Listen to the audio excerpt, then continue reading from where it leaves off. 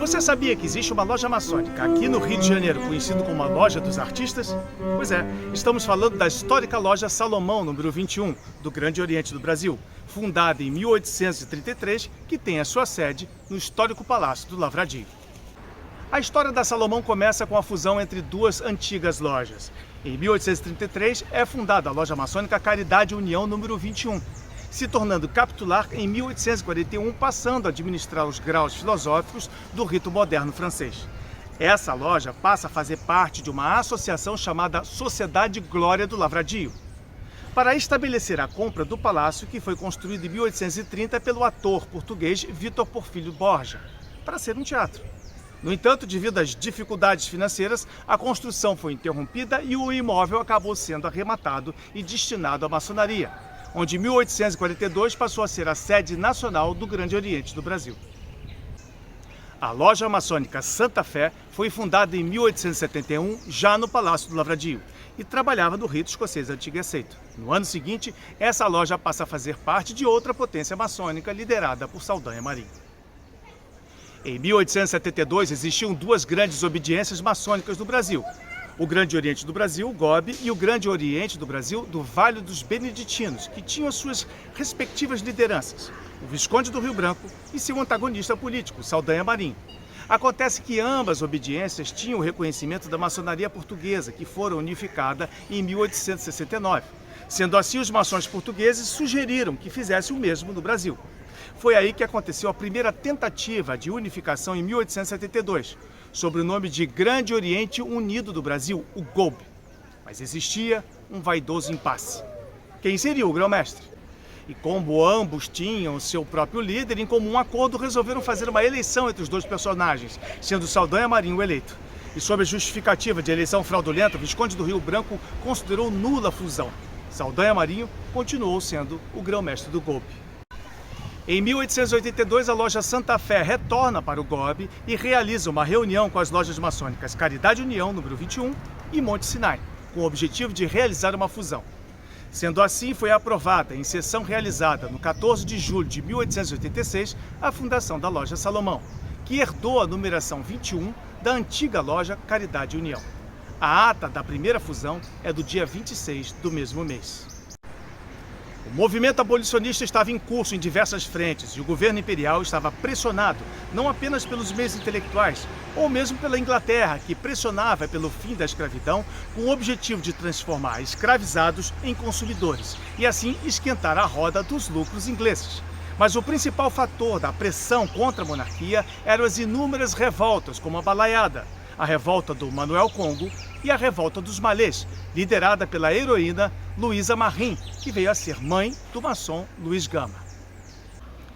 Assim como assistimos em programas anteriores sobre a história da loja abolicionista América, onde participavam Luiz Gama, Rui Barbosa e Joaquim Nabuco, o card está passando aqui em cima, a loja Salomão passou a fazer oposição à aristocracia escravocrata ao se posicionar contra a escravidão e assim passou a realizar compras de cartas de alforria para a libertação dos escravizados.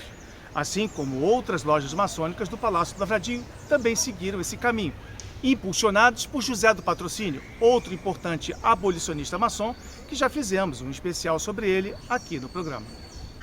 E não tendo outra saída a não ser assinar a libertação dos escravizados sob risco de ter derrubado a monarquia, fato que realmente veio acontecer um ano depois, a filha de Dom Pedro II, Isabel, realiza o ato no Paço Imperial, localizado aqui na Praça 15 do Rio de Janeiro. A caneta-pena utilizada para a assinatura da Lei Áurea esteve de posse da loja Salomão por muitos anos. Hoje encontra-se no Museu Maçônico em Brasília. A outra cópia está no Museu Imperial de Petrópolis. E quando foi fundada, a Salomão escolheu funcionar nas segundas-feiras, o que acabou atraindo muitos artistas para o seu quadro, já que esse era o seu dia de folga. No começo vieram principalmente artistas e donos de circo, por isso a loja ficou conhecida carinhosamente como a Loja dos Palhaços.